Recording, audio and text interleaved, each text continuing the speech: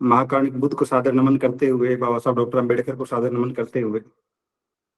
और हम सबको धर्म समझाने वाले परम पूज्य बंदे डॉक्टर कुणाशील राहुल जी को सादर बंदामी, देश भर से जुड़े आप सभी उपासक साथियों को सादर नमो बुद्धाय। जैसा कि आप जानते हैं कि पिछले 3 दिनों से ये तीसरा दिन है जब हम लगातार इस विषय पर चर्चा कर रहे हैं कि जयपुर के 15-16 जून के कार्यक्रम में जो बौद्ध आचार संहिता कार्यशाला आयोजित की गई और देश भर से आए हुए बौद्ध समाज के प्रतिनिधियों के बीच जो ड्राफ्ट धम्मभूमि की टीम ने रखा श्रद्धेय बंदे जी के कुशल नेतृत्व में, उनके सानिध्य में, उसके व्यवहारिक पहलू क्या हो सकते हैं, या फिर लोग जिस तरह की शंकाएं जाहिर कर रहे हैं, जैसे अभी सिद्धार्थ नरेश जी कह रहे थे, कुछ लोगों को लगता होगा कि धम्मभूमि ये काम क्यों कर रही है, कुछ लोगों की ऐसी शंकाएं होगी कि बना तो दी है आचार संहिता, लेकिन ये लागू कैसे होगी, इसे मानने वाले लोग कौन होंगे और लोग माने भी क्यों इसे। तो इन तमाम आशंकाओं, शंकाओं, जिज्ञासाओं और प्रश्नवाचक चिन्हों के बीच एक महत्वपूर्ण बात जो है वो बार बार हम रिपीट करते रहे हैं, और मैं फिर कह रहा हूं कि धम्मभूमि की ये आचार संहिता विशुद्ध रूप में बाबा साहब डॉक्टर आम्बेडकर के सिद्धांतों, उनके विचारों, उनके साहित्य के गहन अध्ययन और धम्म का अपने दिन प्रतिदिन के जीवन में अभ्यास करने वाले, धम्म दीक्षा के बाद बौद्ध बने लोगों के जीवन में वर्तमान समय में दिखाई दे रही विसंगतियों को देखते हुए तैयार की गई है। तो ऐसे में किसी नवीन आविष्कार का दावा हम नहीं कर रहे हैं, बल्कि वही बिखरी हुई चीजों को श्रद्धेय बंते जी के मार्गदर्शन में एक रूप में एक साथ व्यवस्थित ढंग से रखा गया इस आचार संहिता के माध्यम से। और यदि हम बात करें आज के विषय पर, और इसमें मैं ये भी जोड़ दूं, एक छोटा सा उदाहरण देकर अपनी बात शुरू करूं आज के विषय पर, कि हम थोड़ा सा पीछे जाके देखें 26 जनवरी 1950 को, जब संविधान सभा के सदस्यों ने संविधान की प्रारूप समिति द्वारा तैयार किए गए उस संविधान पर लंबी चर्चा के बाद अंततः सबने हस्ताक्षर कर दिए। अनुच्छेद 15 लागू हुआ पूरे देश में कि किसी भी व्यक्ति के साथ जाति, धर्म, लिंग, वंश के आधार पर किसी प्रकार का भेदभाव नहीं होगा। लेकिन उसके बाद भी समानता पूरी तरह से समाज में स्थापित नहीं हो पाई है। अब यदि 1950 के दौर में कोई कहता कि समानता तो समाज में लागू होगी ही नहीं, आप ये अनुच्छेद क्यों डाल रहे हैं, ये आर्टिकल क्यों डाल रहे हैं, या फिर हिंदू कोड बिल बनाते वक्त बाबा साहब डॉक्टर अंबेडकर ने जिन विरोधों का सामना किया, उनके पुतले फूंके जा रहे थे, उनके खिलाफ कार्टून बनाए जा रहे थे, उनके खिलाफ लेख लिखे जा रहे थे, लोग धरने प्रदर्शन कर रहे थे, लेकिन उस दौर में तो हो सकता है कि लोगों को समझ में न आया हो। लेकिन आज कौन कह सकता है कि doctor Ambedkar Hindu code bill का ड्राफ्ट तैयार करते हुए गलत थे। तो ठीक उसी तरह से, जैसा श्रद्धेय बंते जी बार बार कहते रहे हैं कि एक अच्छा और सच्चा बौद्ध बनने के लिए जो मानक गाइडलाइन होनी चाहिए, एक आदर्श सिद्धांतिक रूपरेखा जो होनी चाहिए, धम्मभूमि ने वो समाज के सामने रख दी है इस ड्राफ्ट के माध्यम से। अब कौन अनुसरण कर रहा है, कौन नहीं कर रहा है, इस बात की चिंता कम से कम हम तो नहीं कर रहे हैं। जिन जिन लोगों को अच्छा और सच्चा बौद्ध बनना है, निश्चित रूप से वो इसका अनुसरण करेंगे। और यदि कोई व्यक्ति ऐसा कहता है कि आचार संहिता खराब चीज है, इसमें एक पंक्ति ऐसी नहीं है जो आपको अबोध बनाती हो, धम्म से भटकाती हो, तो ऐसे में ये तमाम तरह की जो निराधार आशंकाएं हैं, वो लोगों का अधिकार है कि वो सवाल उठाएं, वो माने या न माने। लेकिन हम इस मामले में कम से कम पूरी तरह से आश्वस्त हैं कि धम्म और बाबा साहब डॉक्टर आम्बेडकर के साहित्य से एक कदम भी इधर उधर हम नहीं हुए हैं। तो मैं यहीं से अपनी बात शुरू कर रहा हूं। इस आचार संहिता के व्यवहारिक पहलुओं के बारे में पहले दिन श्रद्धेय बंते जी ने अपनी बात रखी दीक्षा संस्कार के बारे में, कि सैद्धांतिक रूप से तो हमने उस दिन देख लिया था कि हर व्यक्ति जो बौद्ध बनता है या फिर बौद्ध परिवार में जन्म लेता है उसका दीक्षा संस्कार होना चाहिए, लेकिन व्यवहार में हम इसे कैसे लागू कर सकते हैं समाज में, इस विषय पर श्रद्धेय बंते जी ने बात रखी विस्तार से। कल आदरणीय बुद्धालंकार जी ने उसी बात को आगे बढ़ाते हुए कुछ और बिंदुओं पे बात की। और आज तीसरे दिन बौद्ध आचार संहिता के व्यवहारिक पहलुओं पर चर्चा के संदर्भ में, या उसी चर्चा का विस्तार करते हुए आज तीसरे दिन मैं अपनी बात रख रहा हूँ।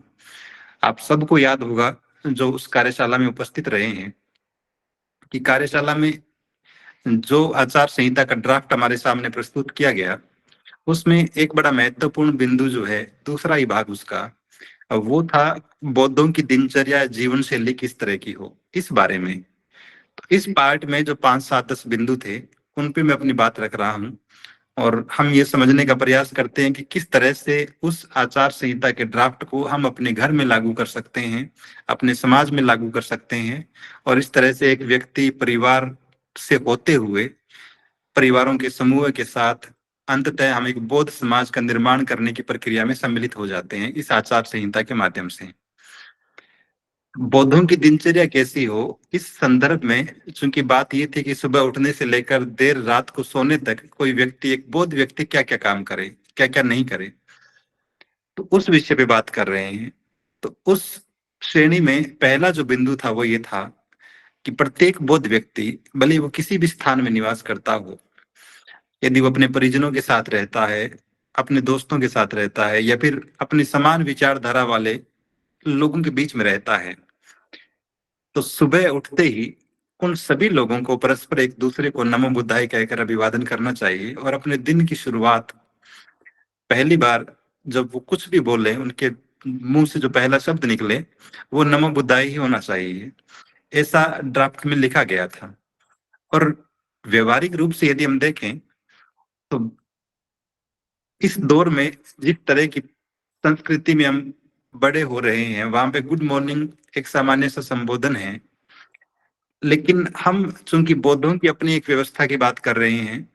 तब स्वाभाविक रूप से हमारा जो संबोधन है, हमारा जो अभिवादन का शब्द है, हमारी जो दिन की शुरुआत है, वो निश्चित रूप से माँ कार्णिक बुद्ध के प्रति कृतज्ञता का भाव व्यक्त करते हुए उसी नमो बुद्धाय के साथ होनी चाहिए। एक बात तो ये थी और इसमें आपत्ति जैसा कुछ है नहीं, ये सब लोग बड़ी सहजता से इसको लागू कर सकते हैं, बोल सकते हैं।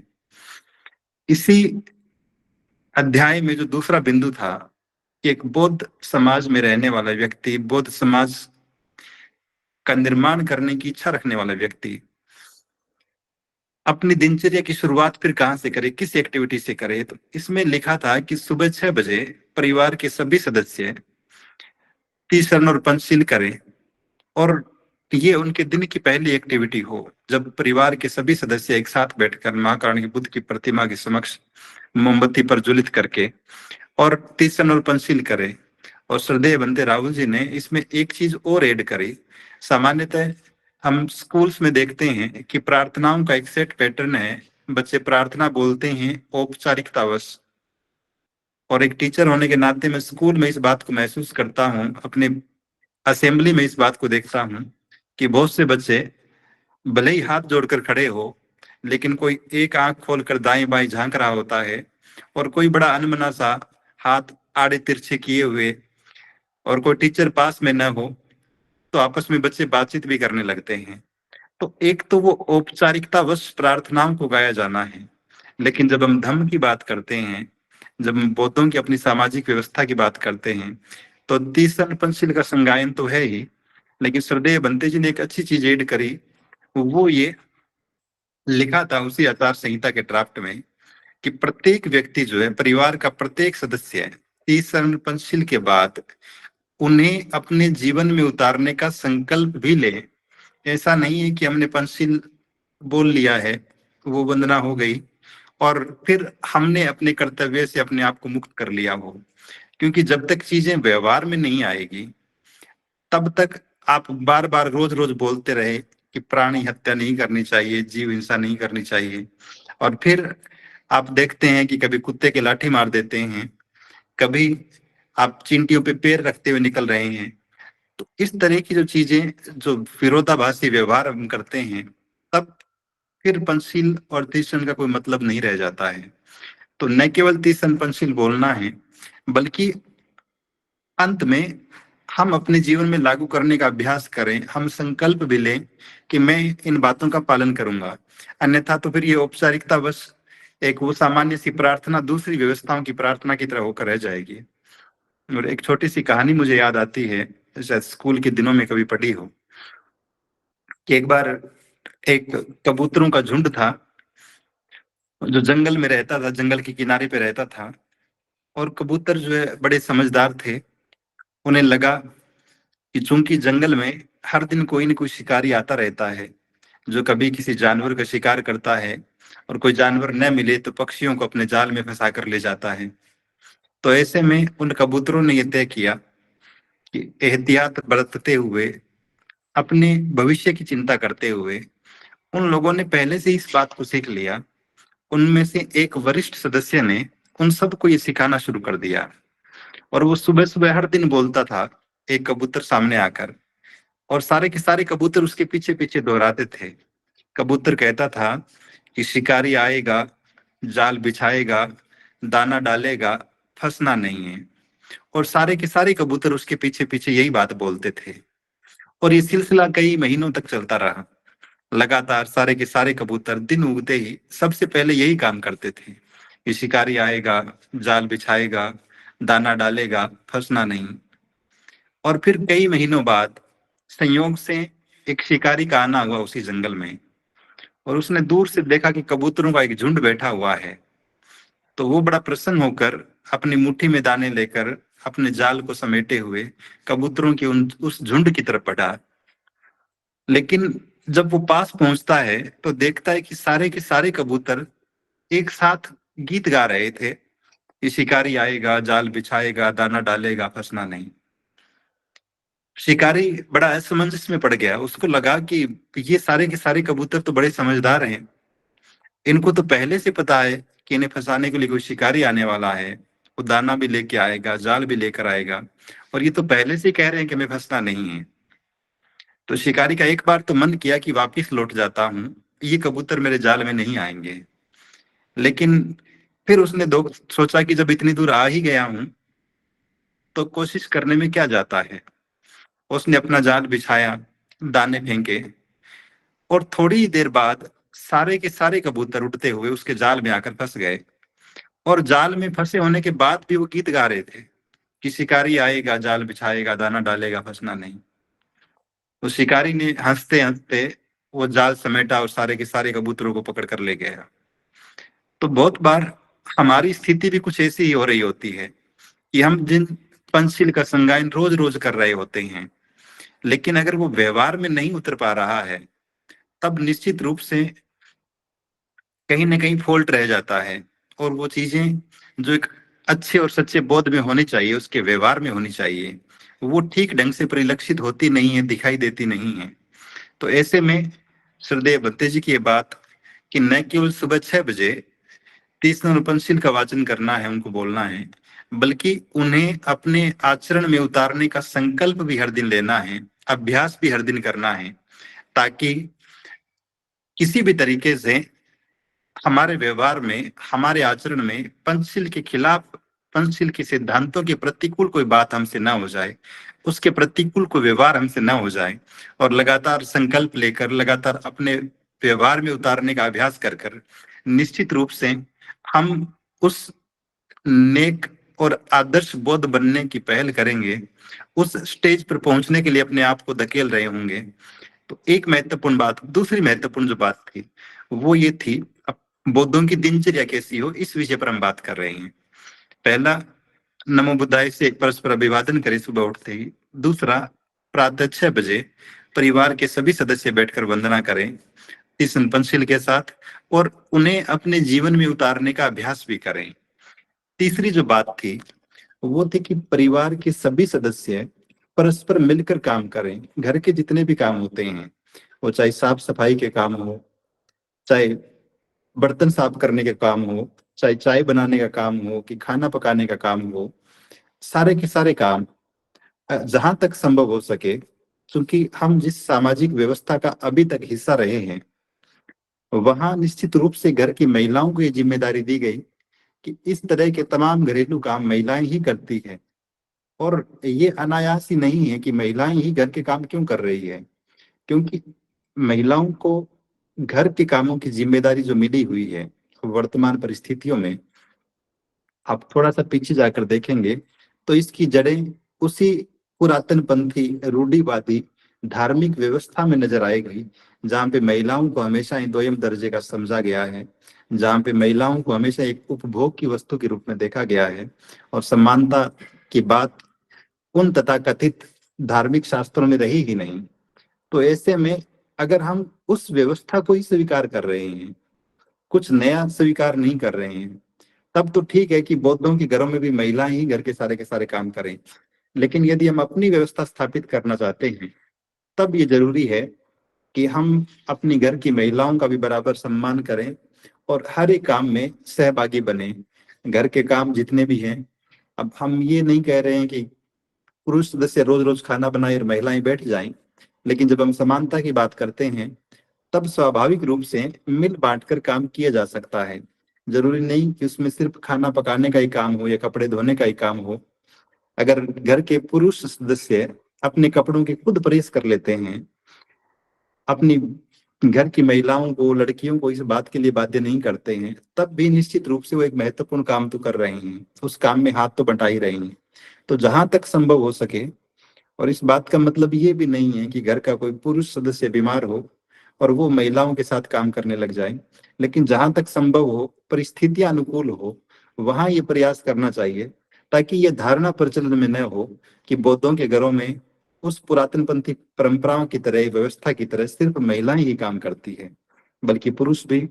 हर काम में हाथ बटाते हैं। ऐसा व्यवहार, ऐसा आचरण हर एक बौद्ध का होना चाहिए, हर एक बौद्ध परिवार का होना चाहिए। ये दिनचर्या से जुड़ा हुआ तीसरा बिंदु था उस ड्राफ्ट में। चौथे बिंदु की जब हम बात करते हैं किसी बौद्धों की दिनचर्या, जीवन शैली के बारे में, तब एक और बड़ा महत्वपूर्ण सूत्र है, और वो सूत्र भी चूंकि धम्म की शिक्षाओं से ही निकला हुआ है। क्योंकि जब हम आचरण की बात करते हैं, बौद्धों का व्यवहार कैसा हो, तब ये बड़ी महत्वपूर्ण बात हो जाती है कि बौद्ध समाज के लोग, बौद्ध परिवार के लोग, अपने घर में हो कि बाहर हो, सदैव प्रसन्नचित रहे, उनके चेहरे से निराशा न झलके, उनके चेहरे से उदासी न झलके, और उनके चेहरे पर किसी भी प्रकार के दुख का भाव सामान्यतः न दिखाई दे। तो ऐसा प्रयास सभी को करना चाहिए, घर के सभी सदस्यों को करना चाहिए कि वो प्रसन्नचित मुद्रा में रहे। साथ ही आपस में प्रेम, मैत्री, ये भाव भी परिवार के सभी सदस्यों के प्रति होना चाहिए। बहुत बार जब हम टीवी सीरियल्स की बात करते हैं, और चूंकि अधिकांश महिलाएं इस आदत की शिकार होती है कि वो टीवी सीरियल्स देख रही होती है, और ये सारे के सारे सीरियल्स आप देखेंगे, चाहे वो किसी भी नाम से हो, तो उनमें महिलाओं को बड़ी खलनायक की भूमिका में दिखाया जाता है कि वो परिवार के किसी दूसरे सदस्य के खिलाफ या दूसरी महिला सदस्य के खिलाफ किसी न किसी प्रकार का षड्यंत्र कर रही होती है, उसे नीचा दिखाने का प्रयास कर रही होती है। और ऐसे में वो अपने मन की कुंठा का, अपने मन की निराशा का, या फिर अपने मन के क्रोध का प्रकटीकरण कर रही होती है। लेकिन बौद्ध परिवार के लोग कम से कम इस बात का अभ्यास करें कि वो परिवार के सभी सदस्यों के प्रति मैत्री का भाव रखें, परिवार के सभी सदस्यों के प्रति करुणा का भाव रखें, परिवार के सभी सदस्यों के प्रति प्रेम का भाव रखें। और किसी भी सूरत में अगर परिवार के किसी सदस्य से असहमति हो, या फिर परिवार के किसी सदस्य से गलती हो भी जाए, तब भी किसी भी रूप में क्रोध तो न करें। और ऐसा क्रोध जो गाली गलौज में बदल जाए, ऐसा क्रोध जो कोई जीवन साथी अपने जीवन संगिनी की माँ बहन की बात करने लगे,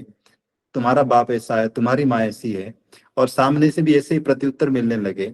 तो इस तरह की जो भाषा है, वो कम से कम बौद्ध परिवारों में नहीं दिखाई देनी चाहिए, न सुननी चाहिए। क्योंकि हम जिस परिवार में रह रहे हैं, स्वाभाविक रूप से हमारे साथ साथ परिवार के बच्चे भी बड़े हो रहे हैं, और वो निश्चित रूप से हमारे व्यवहार की कॉपी कर रहे हैं, हमारे शब्दों की कॉपी कर रहे हैं। और मुझे नहीं पता दूसरे लोगों का, मैं अभी जब जयपुर थे तो मैं श्रद्धेय बंते जी को बता रहा था ये बात, कि मेरी बेटी जो 7-8 साल की है, और कुसंयोग से यदि कभी मेरे चेहरे पे गुस्से के भाव आते हैं, या फिर उसे लगता है कि पापा अब नाराज हो रहे हैं, तो वो तुरंत याद दिलाती है कि पापा गुस्सा नहीं करना है, वरना मैं बंते जी को कह दूंगी। तो बच्चे भी हमारे व्यवहार को देखकर, हमारी आदतों को देखकर बहुत कुछ सीख रहे होते हैं। तो बौद्ध परिवार के हर एक सदस्य को प्रशंसित रहना चाहिए, करुणा, मैत्री और प्रेम का भाव रखना चाहिए, और गालियों से बचना चाहिए। गालियां भी, और परिवार के किसी भी सदस्य के साथ मारपीट यदि हम कर रहे हैं, किसी को थप्पड़ मार रहे हैं या फिर बहुत गुस्से में चीजों को फेंक रहे हैं, ये सारी की सारी चीजें निश्चित रूप से एक बौद्ध परिवार के आचरण के अनुकूल नहीं है, बौद्ध समाज के सदस्यों के अनुकूल नहीं है। तो इनसे बचा जाना चाहिए। ये बिंदु अगला था। इसके बाद जब हम अष्टांगिक मार्ग की बात करते हैं, तब एक बड़ा महत्वपूर्ण सूत्र हमें वहां दिखाई देता है, जिसे हम सम्यक आजीविका के नाम से पढ़ते हैं। तो इस ड्राफ्ट में सम्यक आजीविका के उसी सिद्धांत को, जो महाकारण की बुद्ध की शिक्षाओं में बड़ा महत्वपूर्ण है, उसे बौद्धों की दिनचर्या और जीवन शैली से भी कनेक्ट करके लिखा है सरदेव बंते जी ने। और लिखा है कि अपने काम के प्रति, आप कोई भी काम करते हो, आप किसी अच्छी सरकारी पद पर हैं, आप कोई निजी व्यवसाय कर रहे हैं, किसी निजी कंपनी में काम कर रहे हैं, भले ही दिहाड़ी मजदूरी ही क्यों न कर रहे हो, लेकिन आपकी छवि अपने काम के प्रति बेहद जिम्मेदारी वाली और ईमानदारी वाली होनी चाहिए, ताकि लोग ये कह सकें और हम भी कह सके बड़े गर्व के साथ अपने समाज के दूसरे सदस्यों को देखकर कि ये बौद्ध समाज का व्यक्ति है, इसीलिए ये ईमानदार है। ये बौद्ध समाज का व्यक्ति है, बेहद जिम्मेदारी, बेहद प्रतिबद्धता के साथ अपनी ड्यूटी करता है। और साथ ही जब हम सम्यक आजीविका की बात करते हैं, तब ये बात भी बहुत स्पष्ट होनी चाहिए कि बौद्ध समाज का व्यक्ति है, किसी से रिश्वत नहीं लेता है। बौद्ध समाज का व्यक्ति है, कभी जुआ, सट्टा, इस तरह के काम नहीं करता है। आय के जो भी अनैतिक या भ्रष्ट साधन हो सकते हैं, बौद्ध समाज के, बौद्ध परिवार के हर एक व्यक्ति को उससे बचना चाहिए, उससे दूर रहना चाहिए। और मैं ये बात इसलिए भी कह रहा हूं आपसे, शायद मैंने पहले भी किसी दिन साझा की थी, मैं फिर रिपीट कर रहा हूँ। अभी कुछ महीने पहले ही मेरी जहाँ पोस्टिंग है, वहां छुट्टी के बाद जब मैं घर लौटा, तो घर के पास ही रॉयल एनफील्ड का एक सर्विस सेंटर है। वहां पे दो टूरिस्ट बैठे हुए थे, जो किसी दूसरे देश से आए हुए थे। और मैं वहां से जब दूध लेने के लिए निकला, तो यूं ही मैंने बातचीत करना शुरू की उनसे। तो पता चला कि इनकी बाइक खराब हो गई है और वो रिपेयरिंग के लिए दी हुई है, और उसमें 2-3 घंटे लग जाएंगे। तो उनको वहां सड़क पर बैठे हुए देखकर, सड़क के किनारे बैठे हुए देखकर, मैंने कहा कि आप मेरे घर पे आइए, पड़ोस में घर है, और चूंकि मैं स्कूल से लौटा हूँ अभी, तो चाय बना रहा हूँ, आप भी इंडियन चाय का आनंद लीजिए मेरे साथ। तो वो दोनों घर चले आए। और घर पे बैठे रहने के बाद जब हम ये बात कर रहे थे, वो स्पेन से आए हुए थे, एक लड़का और एक लड़की। कुछ देर बात करने के बाद जब हम इंडियन सोसाइटी और वहां स्पेन की सोसाइटी की बात कर रहे थे, तो उन्होंने दो सवाल बड़ी गंभीरता से पूछे कि क्या आप शराब पीते हैं? मैंने मना किया। उन्होंने पूछा कि क्या आप मांसाहारी है? मैंने मना किया। और उसके बाद उस लड़के के मुंह से जो तीसरी बात निकली वो ये थी, आर यू बुद्धिस्ट? क्या आप बौद्ध हैं जो शराब नहीं पीते हैं, मांस नहीं खाते हैं?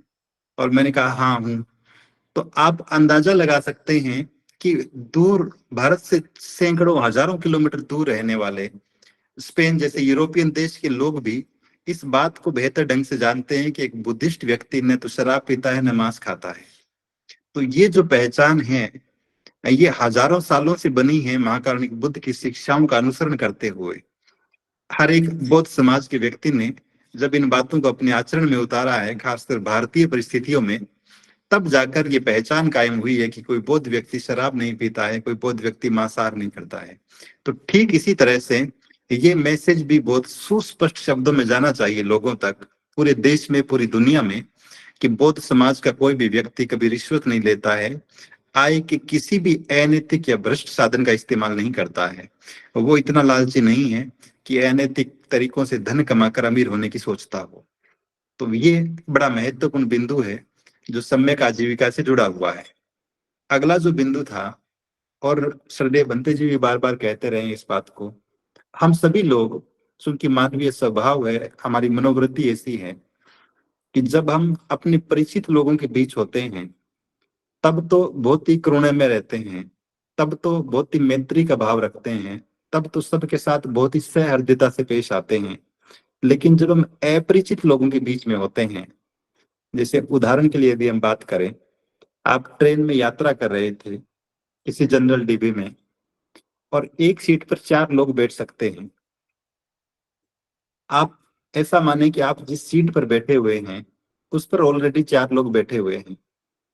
अब आप बहुत ही रिक्वेस्ट करते हैं उनसे कि थोड़े से खिसक जाएं तो मैं 5वां व्यक्ति मैं भी बैठ जाऊं, लेकिन जो सामने चारों लोग बैठे हुए हैं वो भी बड़ा जोर देकर कह रहे हैं कि ये सीट तो 4 ही लोगों की है और हम 4 पहले से बैठे हुए हैं, आप कोई और सीट देखिए। आप घूमते हैं पूरे डिब्बे में और कहीं खाली सीट नजर ही नहीं आती है, और आप ऐसी रिक्वेस्ट फिर किसी दूसरी या तीसरी जगह जाकर करते हैं। लेकिन यदि हम 4 परिचित लोग बैठे हुए हैं उसी सीट पर और कोई 5वां ऐसा व्यक्ति आ जाए जिसे हम पहले से जानते हैं, तब उसके बिना कहे ही हम साइड में खिसक जाते हैं और कहते हैं कि आ जाओ हमारे साथ बैठ जाओ। तो अब हम 4 से 5 भी हो जाते हैं और जरूरत पड़े तो कई बार 5 से 6 भी एक ही सीट पर बैठ जाते हैं। लेकिन जब अनजान व्यक्ति हमारे सामने आता है तब हमारा व्यवहार बिल्कुल ऐसा नहीं होता है, इसके विपरीत होता है। और ये तो एक उदाहरण है, ऐसा अनेक जगहों पर हो सकता है जहां पे आप किसी बैंक में कर्मचारी है, किसी अनजान आदमी को देखकर हो सकता है कि आप कहें कि पीछे जाके लाइन में खड़े हो जाओ, बहुत गुस्से में व्यवहार करें। लेकिन आपका कोई परिचित जैसे ही आता है तब आप पीछे खड़े हुए को भी आगे बुला लेते हैं और तुरंत उसका काम कर देते हैं। तो ये तमाम तरह की जो विरोधाभास हमारे व्यवहार में है, आचार संहिता इस बात की तरफ निर्देशित करती है कि हमें न केवल परिचित लोगों के प्रति बल्कि अपरिचित लोगों के प्रति भी सद्व्यवहार करना चाहिए, करुणा और मैत्री का व्यवहार करना चाहिए, ताकि उसके मन में भी अच्छी छवि क्रिएट हो हमारे बारे में। क्योंकि आप व्यक्तिगत रूप से एक इकाई हो सकते हैं, लेकिन इसके साथ साथ आप बौद्ध समाज के प्रतिनिधि भी हैं। आप एक बहुत बड़े समूह का नेतृत्व कर रहे हैं, उसके प्रतिनिधि बनकर खड़े हुए हैं, जो इस बात का दावा करते हैं कि हम महाकारुणिक की बुद्ध की शिक्षाओं, सिद्धांतों और धर्म को मानने वाले लोग हैं।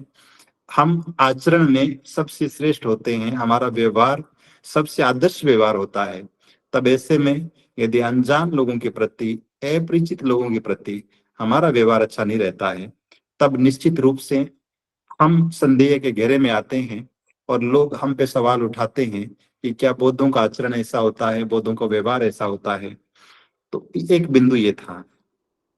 इसी कड़ी में अगला जो बिंदु है वो है कि किसी आदमी ने हमारी सहायता की, तब उस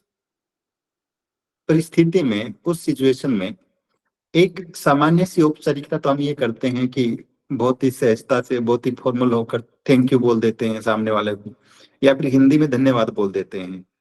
लेकिन जब हम बौद्धों की बात कर रहे हैं, बौद्धों की दिनचर्या की, उनके लाइफस्टाइल की बात कर रहे हैं, तब ये जरूरी हो जाता है कि आप जब भी कोई आपकी सहायता करे,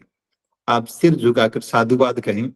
और ये साधुवाद यूं मानिए कि धम्म का पेटेंट वर्ड है, जिसे हमें बार बार यूज करना चाहिए। और पिछले कुछ समय में जो साथी सोशल मीडिया पे लगातार एक्टिव रहते हैं, उन्होंने इस बात को महसूस किया होगा कि जिन शब्दों का प्रयोग हम बार बार करने लगते हैं अब वो प्रचलन में आ जाते हैं। निश्चित रूप से प्राचीन काल में, मध्य काल में सारे शब्द प्रचलन में रहे होंगे, दिनचर्या का हिस्सा रहे होंगे लोगों के, लेकिन अब लगभग भुला दिए गए। लेकिन यदि हम बार बार, जैसे उदाहरण के लिए यदि हम कहें तो जन्मदिन के अवसर पर आज से 5-7 साल पहले शुभ कामना जो शब्द है वो बड़े व्यापक पैमाने पे हमें लिखा हुआ दिखाई देता था। लेकिन जब से धर्म को मानने वाले लोगों ने मंगल कामना शब्द का प्रयोग प्रारंभ किया, इसको प्रचलन में लाना शुरू किया, अब कम से कम अम्बेडकराइट्स जो हैं या फिर जो बुद्धिस्ट लोग हैं वो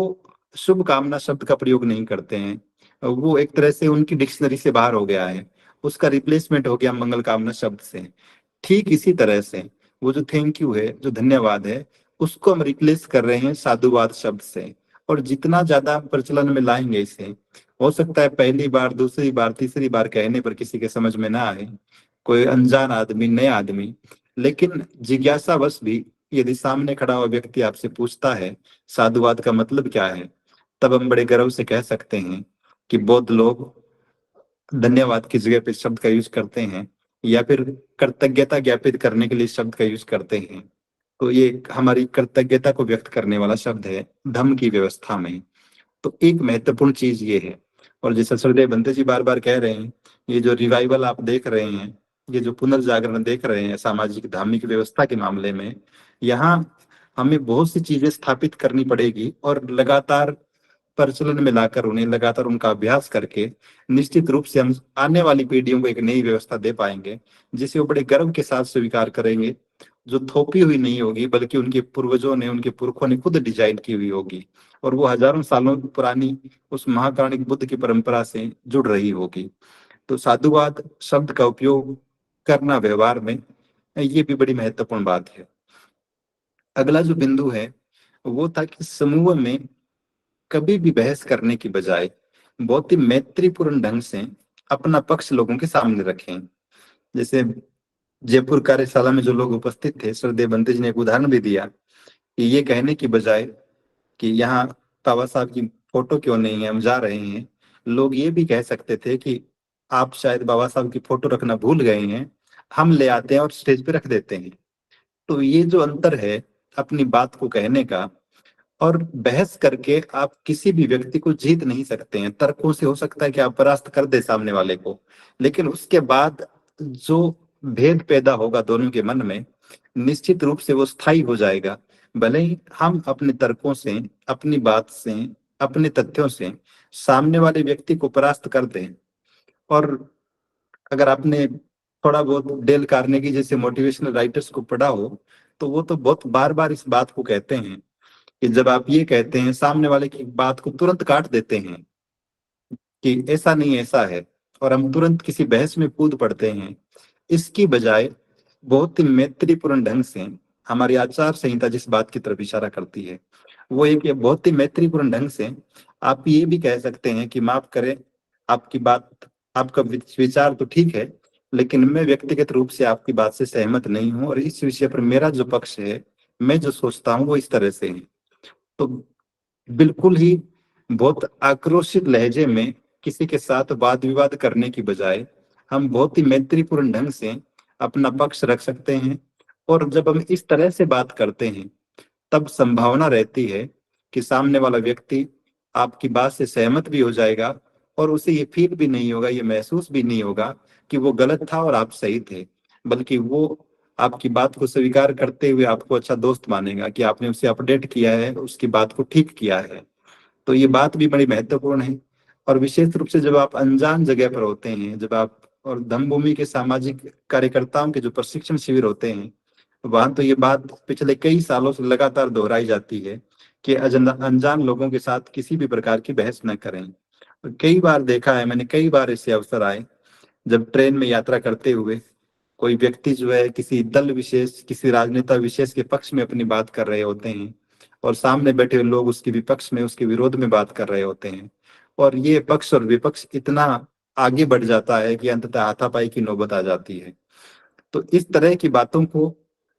बचा जाना चाहिए कि हम जब भी बात करें, कम से कम बौद्धों की पहचान तो ये होनी चाहिए कि वो आक्रोशित लहजे में बहस नहीं करते हैं, बल्कि बहुत ही, जैसे हम जब धम्म की बात करें तो एक बड़ा महत्वपूर्ण ग्रंथ जो है वो मिलिंद पन्ने हम पढ़ते हैं। और मिलिंद पन्ने को आप पढ़िए,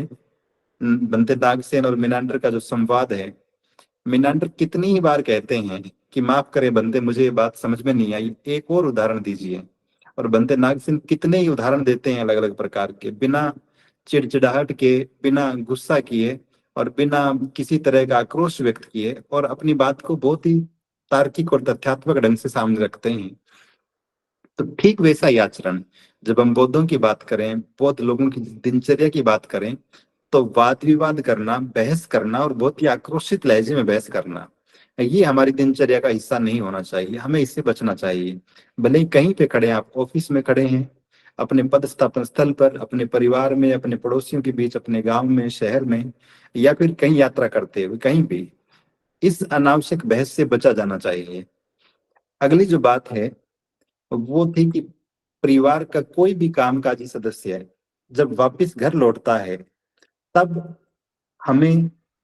नमो बुद्धाय कहकर, घर के जो बाकी सदस्य हैं वे नमो बुद्धाय कहकर उसका अभिवादन करें, ताकि उसे लगे कि, ताकि वो दिन भर की थकान को भूलकर उसे ये एहसास हो कि मैं अपने काम से वापस लौट आया हूँ और अपने परिवार के बीच वापस आ गया हूँ, और वो अपने आप को फिर से उसी धार्मिक वातावरण में महसूस करे, अपने आप को ऊर्जावान महसूस करें। और इस तरह से वापिस उसकी दिनचर्या का हिस्सा बन जाए कि बौद्ध समाज का कोई भी व्यक्ति जब वापिस लौटता है, शाम को घर आता है, तब घर के सभी सदस्य एक बार फिर से नमो बुद्धाय कहते हैं, उसका अभिवादन करते हैं इस संबोधन के साथ। तो ये कुछ बिंदु है, समय चूंकि हो गया है, कुछ और बिंदु इसी कड़ी में उस पर कल बात कर लेंगे, सरदेव बनते जी बात कर लेंगे। तो बौद्ध समाज की आचार संहिता के व्यवहारिक पक्षों पर बात करते हुए इसमें बौद्धों की दिनचर्या कैसी हो, उनकी जीवन शैली कैसी हो, इस पे कुछ बिंदुओं पे मैंने बात की है। और निश्चित रूप से ये बड़े सिंपल सी बातें हैं। अब कोई कहे कि आचार संहिता में इन बातों को क्यों डाला गया है, इनका अर्थ क्या है, ये लागू होगी कि नहीं होगी, इन्हें कोई मानेगा कि नहीं मानेगा, तो मेरे ख्याल से जो आदमी इनको ठीक ढंग से पढ़ लेगा, सुन लेगा, समझ लेगा, वो तो इस तरह के सवाल करेगा ही नहीं। क्योंकि इस आचार संहिता के ड्राफ्ट में, पूरी आचार संहिता के ड्राफ्ट में ऐसा कुछ है नहीं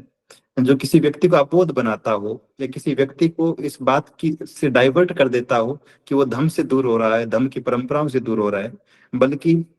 ये पूरी की पूरी आचार संहिता हम सबको धर्म के और करीब ले आती है, धर्म की बातों को हमारे आचरण में ले आती है, हमारे परिवार में ले आती है, हमारे संस्कारों में ले आती है, संखारों में ले आती है, और अंततः हर एक अच्छे और सच्चे बौद्ध का निर्माण करते हुए, उस आदर्श चरित्र में ढालते हुए बौद्ध समाज की स्थापना का मार्ग प्रशस्त करती है। तो एक बार पुनः मैं श्रद्धेय बनते जी को सादर वंदामी कहते हुए, बीआरसी की पूरी टीम को साधुवाद कहते हुए कि आपके लगातार प्रयासों से न केवल गूगल मीट चल रही है, बल्कि समय समय पर मुझे अपनी बात कहने का अवसर भी मिला,